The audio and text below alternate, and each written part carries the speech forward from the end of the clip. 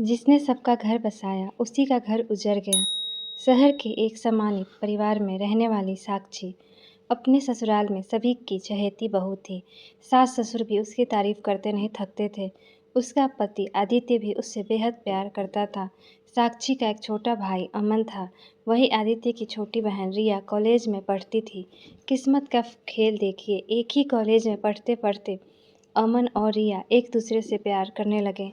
दोनों जानते थे कि उनके घर वाले कभी इस रिश्ते को स्वीकार नहीं करेंगे, इसलिए उन्होंने अपने प्यार की बात सबसे पहले साक्षी को बताई। पहले तो साक्षी घबरा गई, लेकिन जब उसने दोनों की आंखों में सच्चा प्यार देखा तो उसका दिल पिघल गया। अगर तुम दोनों एक दूसरे के बिना खुश नहीं रह सकते तो मैं तुम्हारा साथ दूंगी, लेकिन सोच समझकर फैसला लेना। दोनों ने कई बार अपने अपने घरों पे बात करने की कोशिश की, लेकिन दोनों परिवारों ने साफ मना कर दिया।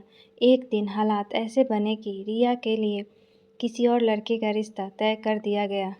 रिया रोते हुए बोली, भाभी, अगर इस बार आपने हमारा साथ नहीं दिया तो मैं ज़िंदगी भर खुश नहीं रह पाऊंगी। साक्षी ने पूरी रात सोचा और आखिरकार उसने एक ऐसा फैसला लिया जिसने उसकी ज़िंदगी बदल दी। उसने अपने भाई अमन और अपनी ननद रिया की कोर्ट मैरिज करवा दी। दोनों कानूनी रूप से पति पत्नी बन गए, लेकिन यह खुशी ज़्यादा दिन टिक नहीं सकी। एक सुबह जब दोनों परिवारों को कोर्ट मैरिज की खबर मिली तो मानो घर में भूचाल आ गया। साक्षी के ससुर गुस्से से कांपते हुए बोले, हमारी बेटी की शादी हमारी मर्जी के बिना करा दी, इस घर की बहू होकर हमारे ही खिलाफ चली गई। सास ने भी साक्षी को खूब अपमानित किया। आदित्य अपने माता पिता और पत्नी के बीच फंस गया। साक्षी बार बार कहती रही, मैंने कोई गुनाह नहीं किया, मैंने सिर्फ दो सच्चे प्यार करने वालों का साथ दिया है, लेकिन किसी ने उसकी एक न सुनी। आगे की कहानी में दबाव, रिश्तों की परीक्षा और एक ऐसा मोड़ आएगा जो सबकी सोच बदल देगा। अगले ही दिन साक्षी के ससुर ने पूरे परिवार की बैठक बुला ली। उनका गुस्सा सातवें आसमान पर था। उन्होंने आदित्य से कहा, अगर इस लड़की को अपनी बनाकर रखना है तो हमारा तुमसे कोई रिश्ता नहीं रहेगा, लेकिन अगर इस घर में रहना है तो इसे छोड़ना ही होगा। आदित्य ने लाख समझाने की कोशिश की कि साक्षी ने जो किया वो किसी लालच में नहीं बल्कि दो लोगों की खुशी के लिए किया था, लेकिन उसके माता पिता को कुछ भी सुनने को तैयार नहीं थे। उधर रिया और अमन बार बार अपने माता पिता से माफ़ी मांगते रहे। उन्होंने कहा, गलती हमारी थी, भाभी ने तो सिर्फ हमारा साथ दिया था, लेकिन किसी ने उसकी बात पर ध्यान नहीं दिया। घर का माहौल दिन प्रतिदिन जहरीला होता गया। साक्षी को हर छोटी बड़ी बात पर ताने सुनने पड़ते। उसे घर का सदस्य नहीं बल्कि सबसे बड़ा अपराधी समझा जाने लगा। आखिरकार लगातार दबाव और रोज-रोज के झगड़ों के से टूटकर आदित्य ने तलाक की अर्जी देने का फैसला कर ही लिया। यह फैसला उसके दिल का नहीं बल्कि हालात का था। जब यह बात साक्षी को पता चली तो उसकी आंखों में आंसू रुकने का नाम नहीं ले रहे थे। उसने सिर्फ इतना कहा, मैंने तुम्हारी बहन का घर बसाया था, मुझे नहीं पता था कि उसी दिन मेरा अपना घर उजड़ जाएगा। कुछ महीनों बाद कानूनी प्रक्रिया पूरी हुई और दोनों अलग हो गए।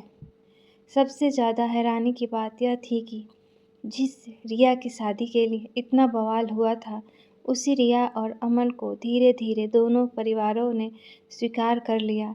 उनकी शादी खुशियाँ मनाई जाने लगी, लेकिन जिसने उनके लिए सब कुछ दांव पर लगा दिया था वही साक्षी अकेली रह गई थी।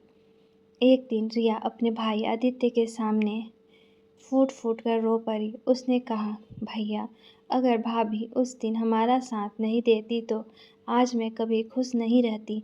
मेरी खुशी की कीमत उनकी ज़िंदगी क्यों बन गई भैया। रिया की यह बात सुनकर आदित्य पहली बार खुद से नज़रें नहीं मिला पाया। उसे एहसास होने लगा कि शायद उसने अपनी ज़िंदगी की सबसे बड़ी गलती कर दी थी। तलाक के बाद साक्षी ने कभी पीछे मुड़कर नहीं देखा। उसने अपने आंसुओं को अपनी ताकत बना लिया। एक छोटे से स्कूल में नौकरी शुरू की और धीरे धीरे अपनी नई पहचान बना ली।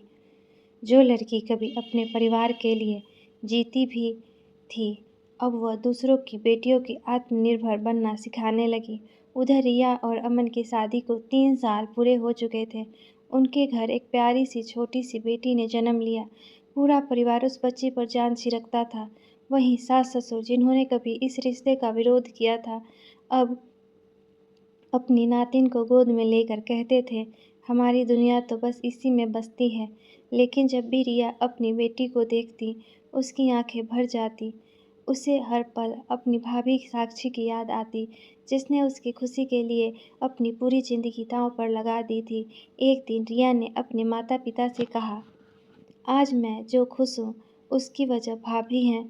अगर उन्होंने हमारा साथ न दिया होता तो शायद मैं आज इस घर में भी नहीं हो पाती। आपने मुझे तो अपना लिया, लेकिन जिस इंसान ने हमारा घर बसाया उसी का घर बेघर उजाड़ कर दिया। घर में पहली बार सन्नाटा छा गया। ससुर की आंखें झुक गई। सास की पलकों पर पछतावा के आंसू थे। आदित्य भी वहीं बैठा सब सुन रहा था। उसे हर वो पल याद आने लगा जब साक्षी रो रो कर खुद को बेगुनाह साबित कर रही थी और वह चुपचाप खड़ा था। उस रात आदित्य सो नहीं पाया। उसे बार बार साक्षी की आखिरी शब्द याद आ रहे थे, मैंने तुम्हारी बहन का घर बसाया था। मुझे नहीं पता था कि उसी दिन मेरा अपना घर उजड़ जाएगा। सुबह होते ही उसने फैसला कर लिया कि अब वह साक्षी से माफ़ी मांगेगा, चाहे वह उसे माफ़ करे या ना करे। लेकिन जब वह साक्षी के घर पहुंचा तो दरवाजे पर लगी नेम प्लेट देखकर उसकी आंखें भर आई। उस पर लिखा था, साक्षी फाउंडेशन, उन महिलाओं के लिए जिन्होंने अपने को खोकर भी खुद को नहीं खोया। आदित्य वहीं खड़ा रह गया। उसे पहली बार एहसास हुआ कि उसने सिर्फ अपनी पत्नी नहीं खोई थी, उसने एक ऐसी इंसान को खोया था जो पूरे परिवार की सबसे मजबूत नींव थी। नहीं, यह कहानी अभी ख़त्म नहीं हुई थी। इसमें सबसे भावुक और असरदार अंत अभी बाकी है। अगला भाग ऐसा हो सकता है कि जो भी पढ़े अंत तक जुड़ा रहे। आदित्य कांपते हाथों से साक्षी फाउंडेशन के अंदर गया। सामने साक्षी बच्चों को पढ़ा रही थी। चेहरे पर पहले जैसी मुस्कान नहीं थी, लेकिन आत्मविश्वास पहले से कहीं ज़्यादा था। साक्षी की नज़रें जैसे ही आदित्य पर पड़ी, वह कुछ पल के लिए ठिठक गई। दोनों की आंखें में बीते सालों की अनगिनत बातें और यादें तैरने लगी। आदित्य हाथ जोड़कर बोला, साक्षी, मुझे माफ़ कर दो। मैंने पति होने का फ़र्ज़ नहीं निभाया।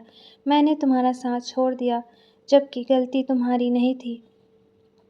इतना कहते ही उसकी आंखों से आंसू बहने लगे। उसी समय सास ससुर और रिया और अमन भी अंदर आ गए। सास साक्षी के पैरों में बैठ गई और रोते हुए बोली, बेटी, मुझे माफ़ कर दे। हमने अपनी बेटी की खुशी के लिए तेरी ज़िंदगी उजाड़ दी। आज समझ आया कि तू गलत नहीं थी, हमारी सोच गलत थी।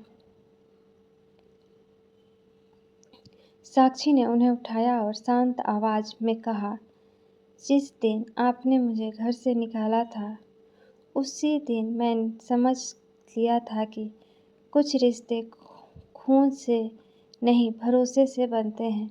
और जब भरोसा टूट जाता है तो रिश्ता सिर्फ नाम का रह जाता है। ससुर रोते हुए बोले, अगर हो सके तो एक बार फिर इस घर को अपना घर बना लो। साक्षी कुछ पल चुप रही, फिर मुस्कुराकर बोली, मैंने आपको माफ़ कर दिया, क्योंकि नफ़रत लेकर जीना बहुत मुश्किल होता है। लेकिन जिस रिश्ते को अदालत ने नहीं, भरोसे ने तोड़ा था, उसे मैं दोबारा नहीं जोड़ सकती। इतना कहकर उसने रिया की छोटी बेटी को गोद में उठा लिया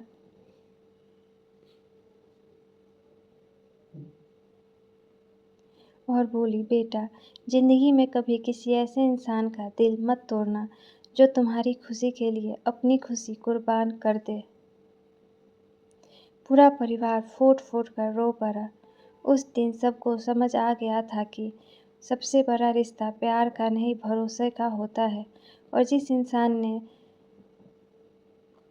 सबका घर बसाया था, उसका घर उजाड़ कर उन्होंने अपनी ज़िंदगी की सबसे बड़ी गलती कर दी थी। उस दिन के बाद साक्षी ने पीछे मुड़कर नहीं देखा। उसने अपना जीवन उन महिलाओं की